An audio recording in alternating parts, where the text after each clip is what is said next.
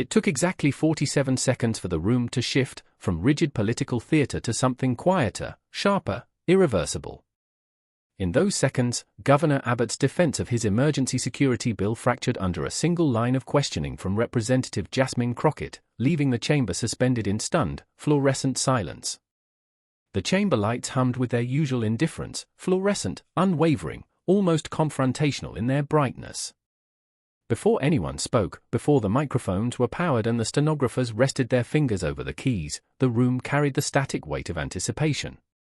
Mahogany paneling, polished to an immaculate sheen, reflected the silhouettes of camera crews adjusting their angles, the green and red indicator lights blinking like quiet sentinels waiting for the first misstep of the day. Governor Gregory Abbott entered the hearing chamber at 9:03 a.m., flanked by two aides in dark, near-identical suits. His steps were deliberate, slow but firm, as though rehearsed. He carried a thick binder labeled Emergency Border Authority Act, EBAA, in a bold, serif type printed across its spine. The bill had been the subject of 3 weeks of national debate, countless editorials, and internal DHS memos leaked with inconsistent details. It was the kind of legislation that reached beyond state lines, a claim of authority that grazed the edges of federal supremacy. And everyone in the room understood that when a bill attempts to take jurisdiction where the Constitution has already spoken, tension follows.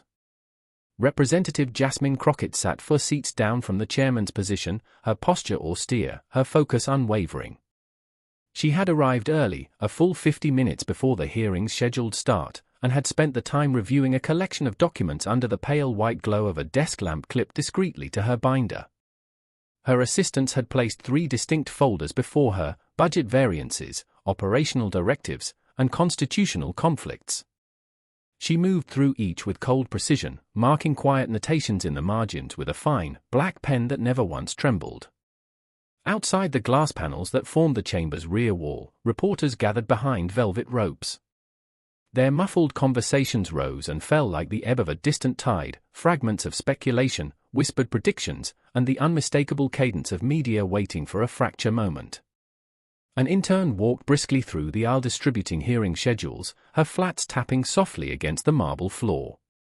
Every sound felt amplified in the waiting silence, as though the building itself was listening. At 9:07 a.m., the chairman struck the gavel once. The sound expanded into the chamber like a controlled detonation. Governor Abbott, the chairman began, "Thank you for appearing before this committee to discuss the Emergency Border Authority Act and its implications under federal law." Abbott offered a courteous nod, though the tension in his jawline betrayed a deeper strain. He set the binder before him, squared its edges with the precision of someone trying to control at least one thing in a room where control was about to be tested. Crockett observed his movements carefully, not in judgment, but in assessment. Her expression remained neutral, composed, the kind of stillness one sees in experienced prosecutors who understand that answers reveal themselves long before voices do. She closed her final folder, slid it into position, and lifted her gaze to the governor with a quiet, unwavering certainty. She was not here to score points. She was here to expose contradictions, and she already knew exactly where they were buried. As the microphones flickered to life and the photographers raised their cameras, a subtle shift passed through the air, something imperceptible to the untrained eye, but unmistakable to those who have watched hearings collapse before. It was the shift from procedural calm to the edges of confrontation, the faint suggestion that someone's defense was already fraying. The chairman cleared his throat and prepared his opening line of questions. But the silence wasn't over yet. The microphones clicked on with a faint pop, the kind that lingered for a half-second before dissolving into the quiet. Senators adjusted their glasses, flipped open briefing binders, and leaned slightly toward their nameplates as the chairman initiated the first round of procedural questioning.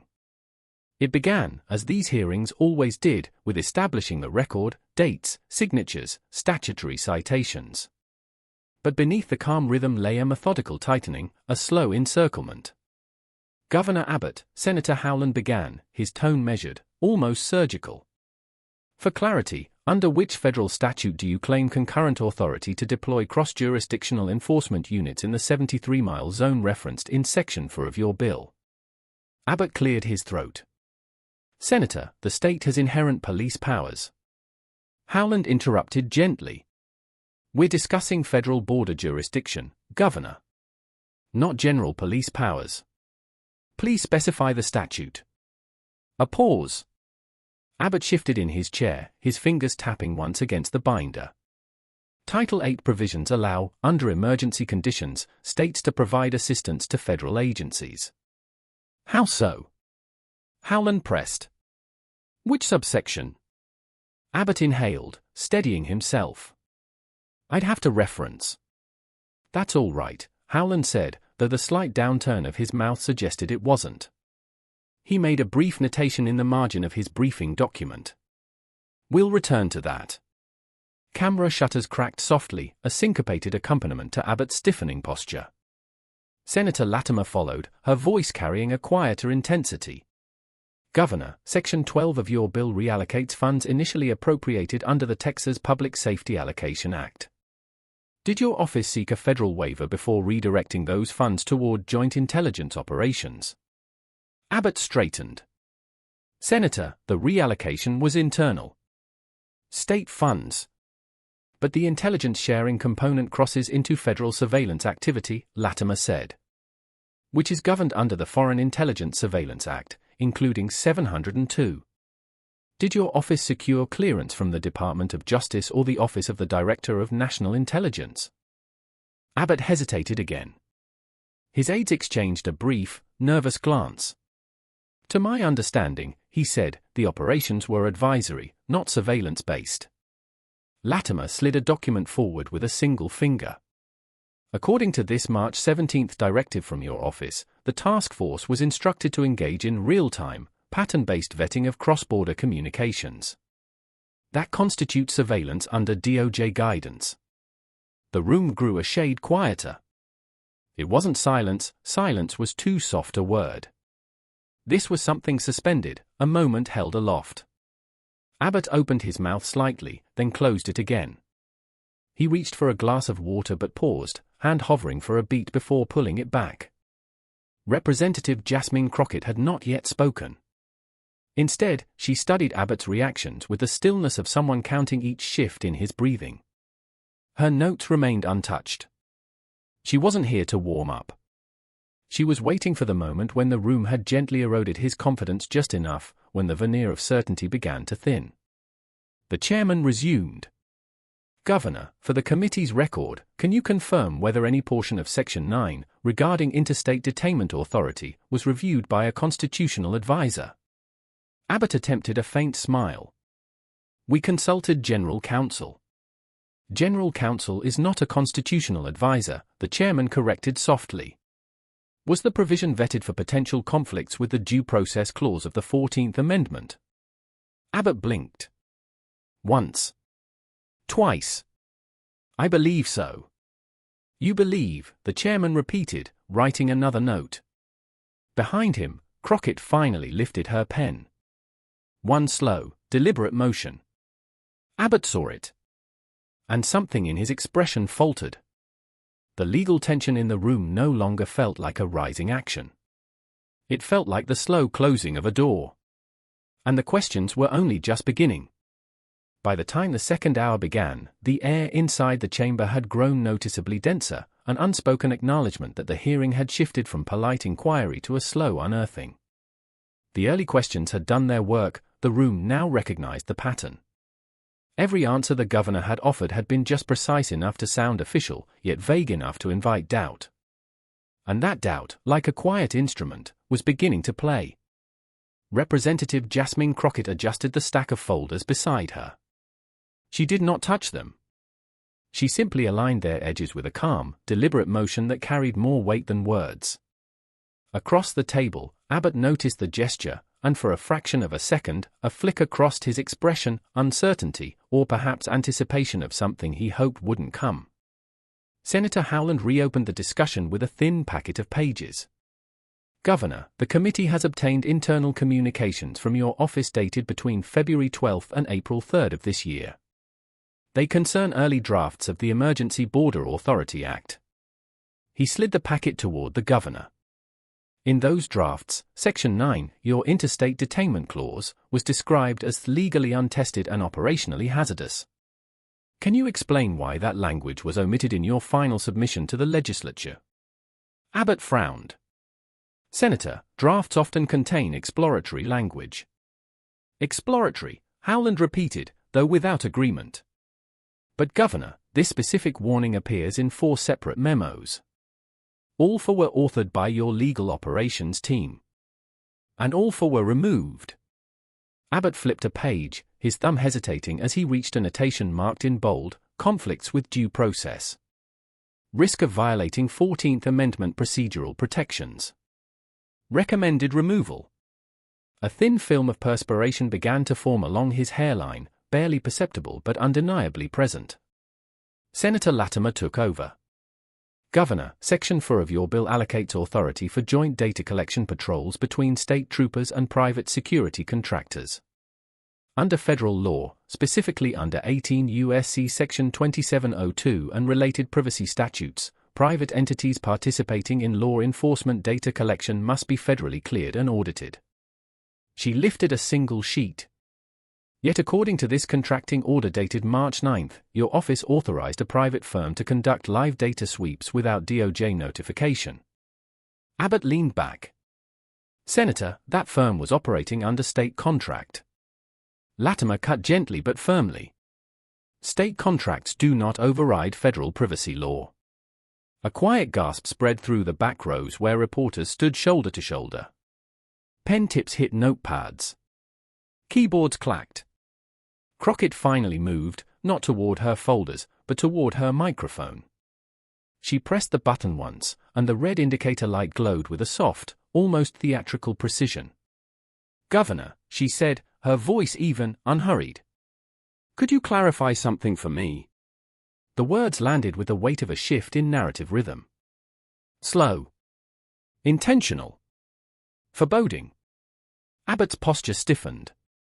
In the February 19 memo, Crockett continued, your deputy counsel states, explicitly, that Section 7 of your bill risks triggering federal review under the Appropriations Clause because funds were reassigned for enforcement operations not authorized by the state legislature's fiscal mandate.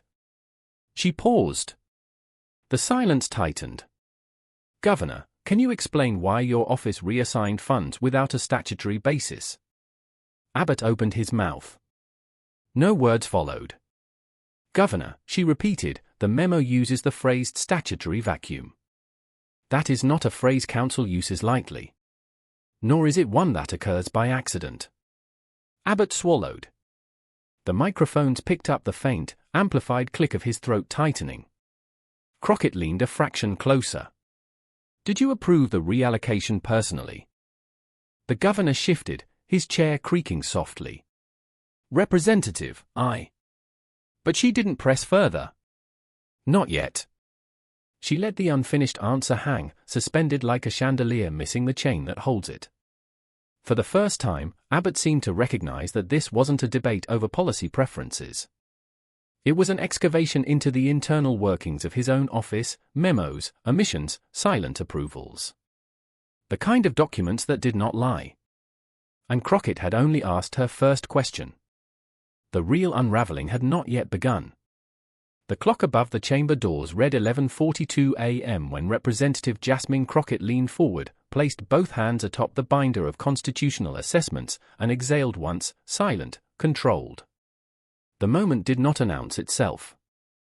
It did not need to. Every seasoned observer in the room felt the shift as though the temperature had dropped by a single, unmistakable degree. Governor Abbott, she said, voice calm and measured, I am going to ask you a sequence of questions. These will require precise statutory references or procedural explanations. Please answer each one directly. Abbott nodded, though his eyes revealed a flicker of apprehension. Crockett clicked her pen once. The sound echoed softly, like a prelude. Question 1, she began. Under which statutory authority did you approve interstate detainment in Section 9 when the 14th Amendment requires that no individual be deprived of liberty without due process? Name the reviewing constitutional body. Abbott blinked. We relied on general. No, Governor, she said gently. Name the reviewing body. Abbott hesitated. There wasn't a formal review. Crockett nodded once. Question 2. Under FISA 702, private contractors cannot engage in pattern-based cross-border data collection without federal certification.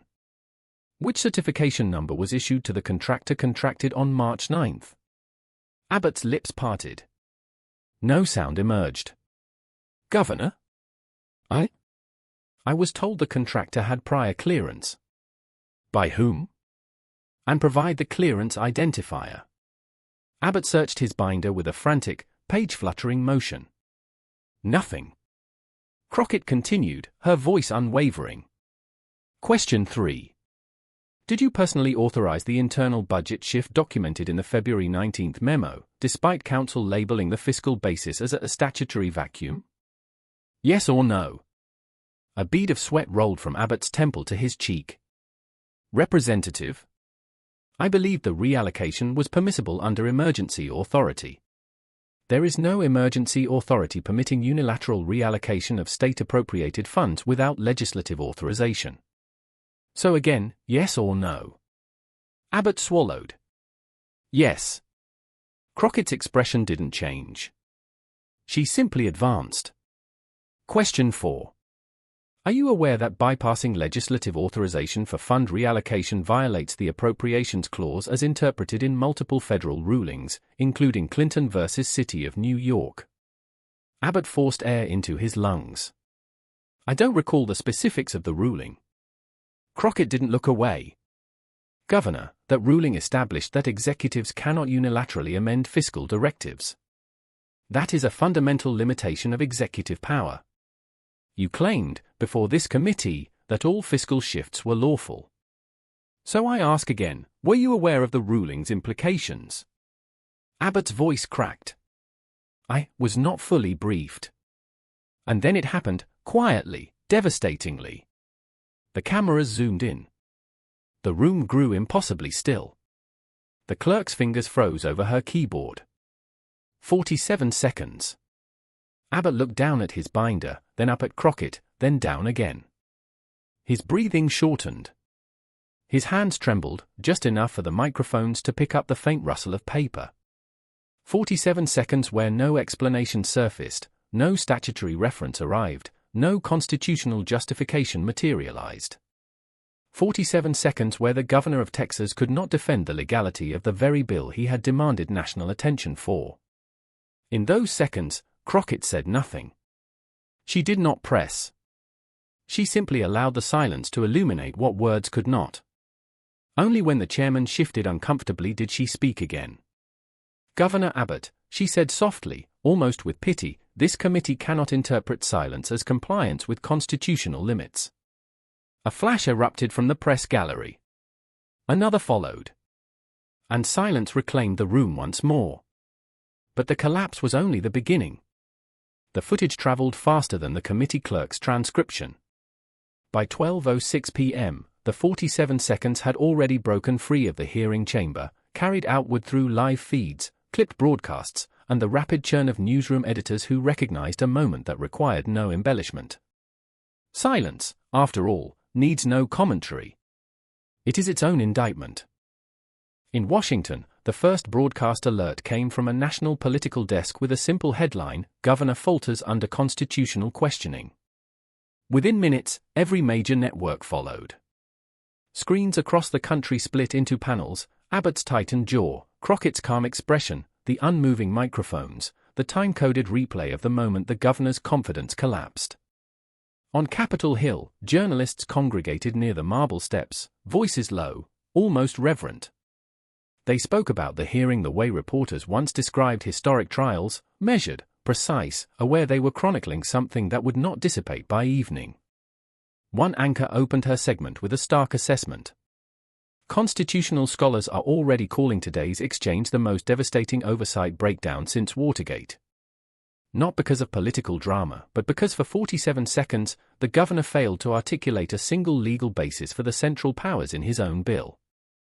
Another network aired a panel featuring a former DOJ advisor who leaned closer to the camera with an unmistakable gravity. The issue isn't the policy. It's the absence of constitutional guardrails. Executives cannot bypass the Appropriations Clause. They cannot authorize surveillance without federal certification. Today's silence wasn't hesitation. It was the collapse of legal authority.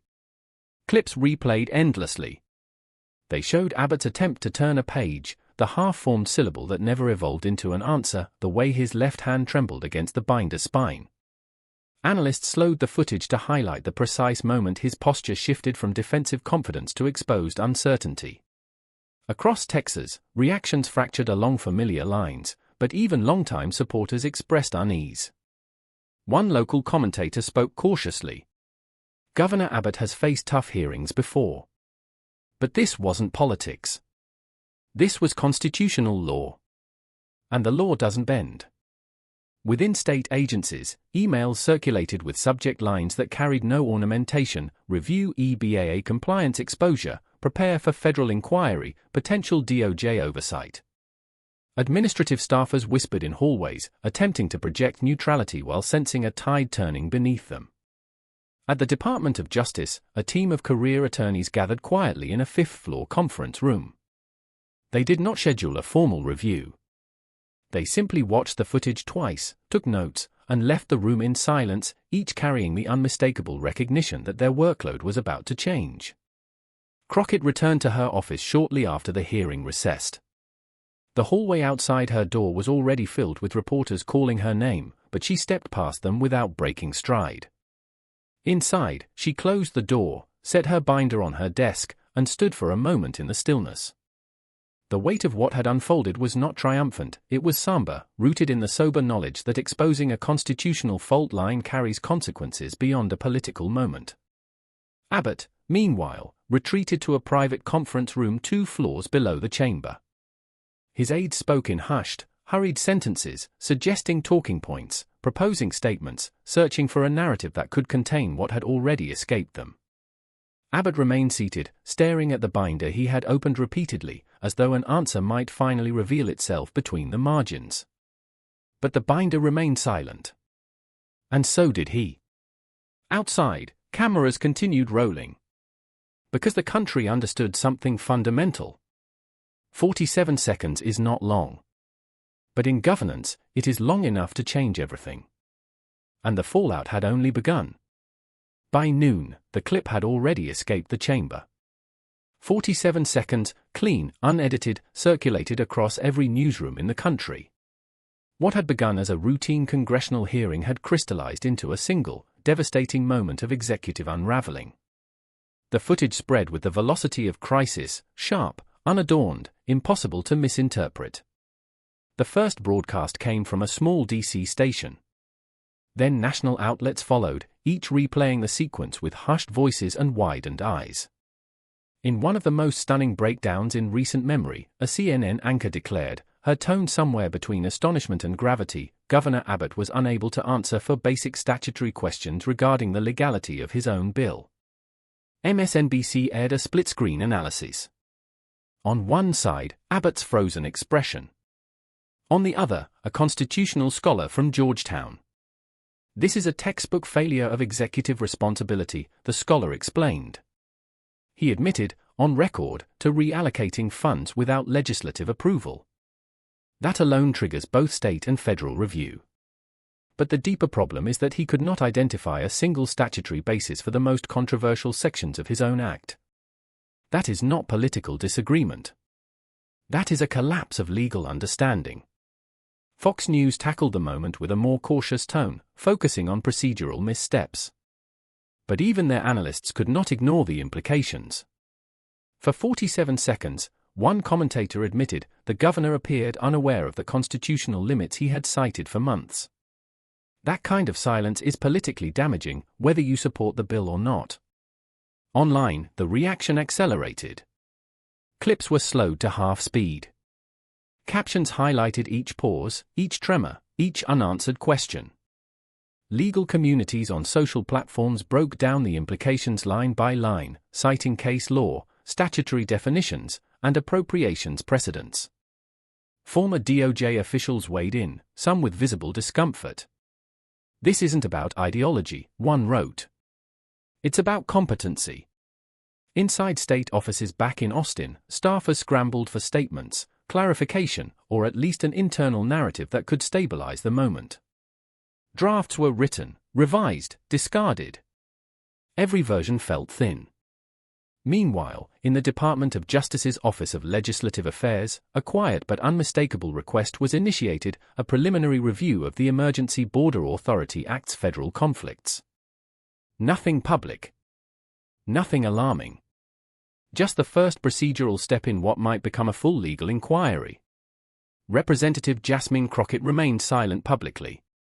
Her office released no statements, held no briefings, and gave no commentary. The restraint only deepened the sense of gravity surrounding the hearing. Silence, in Washington, often speaks louder than rebuttals. Governor Abbott, however, could not avoid the cameras. Footage of him leaving the chamber, jaw tightened, aides whispering in rapid undertones, aired repeatedly. His eyes remained fixed forward, but his pace betrayed urgency, as though he had suddenly realized how narrow the hallway to the exit truly was.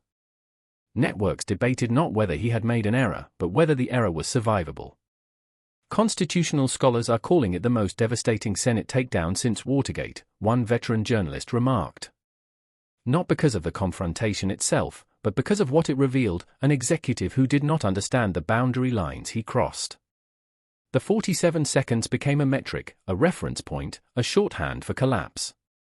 Analysts replayed them with the same scrutiny given to historical political failures. For the nation, it was spectacle. For the institutions involved, it was the beginning of retreat, recalibration, and quiet internal questions no one wanted to answer publicly. For Abbott, it was something far more personal. And for Crockett, the silence that followed was not victory. It was responsibility. But responsibility has its own weight. And the day was far from over. Long after the cameras were packed away and the marble floors of the hearing chamber had been swept clean of stray papers and fallen pen caps, the building settled back into its late afternoon stillness. The storm had passed publicly, but its residue lingered in the offices, hallways, and whispered conversations that filled the complex. In a quiet corner office overlooking Constitution Avenue, Jasmine Crockett sat alone, reviewing the transcript of Abbott's testimony. Each line was marked cleanly, without emotion, only precision. The pages bore no triumph, no satisfaction. What they documented was not a victory, but a failure of oversight that had been waiting to happen. She set the transcript aside and closed her eyes for a brief moment, the day's weight settling against her shoulders. Her expression did not soften or tense. It simply existed, reflective, focused, burdened. Accountability, she knew, was not a spectacle. It was a duty. And today's collapse would carry consequences far beyond a viral clip. Across the city, inside a dimly lit conference room in the Texas delegation office, Governor Abbott sat at the far end of a polished table, his aides surrounding him with documents, proposed statements, and legal advisories. The lights overhead flickered in the way institutional bulbs often do, cold, inconsistent, unforgiving. Abbott rubbed his temples, his voice barely rising above a whisper. "How bad is it?" His chief counsel exhaled. "Governor, the DOJ review is likely. The fiscal reallocation issue alone puts you at risk of administrative violation. And the Section 9 detainment authority may trigger a constitutional injunction." Abbott stared down at the table, the reflections of the overhead lights fractured across its surface like broken lines of a map he no longer controlled. He whispered, "I wasn't prepared for that level of specificity." His aide didn't respond. Some truths require silence. Night settled over Washington. Streetlights flickered across the Capitol grounds, throwing long shadows against stone pillars and darkened windows. The city looked peaceful, an illusion built on the labor of thousands who understood that policy, law, and accountability exist far beyond the sound bites that represent them. Crockett walked the hallway slowly, her heels echoing in a rhythm that matched her thoughts. She paused near a display commemorating historic constitutional rulings. Behind the glass, thin sheets of aged paper documented moments where law had bent, strained, or been reforged by the hands of those sworn to defend it. She touched the glass lightly. Not in sentiment, but in recognition. Power fails when understanding fails first. Abbott sat alone now, aides dismissed, an untouched cup of water beside him. For the first time that day, his expression revealed something unfiltered, fear, not of embarrassment, but of consequence. A fear rooted not in politics, but in the realization that the silence he offered in those 47 seconds would now define the trajectory of his office. In that quiet room, he understood something the cameras had not captured: not every collapse is public. Some continue long after the microphones are turned off. Crockett exited the building, pulling her coat tight against the night breeze. The Capitol dome glowed behind her, steady and unmoved. Washington punishes mistakes, but it never punishes them quickly. And as the last door closed behind her, the day's final quiet settled over the city. Some careers end in scandal. His ended in silence. In politics, power fades not with noise, but with unanswered questions. And sometimes, silence is the final verdict.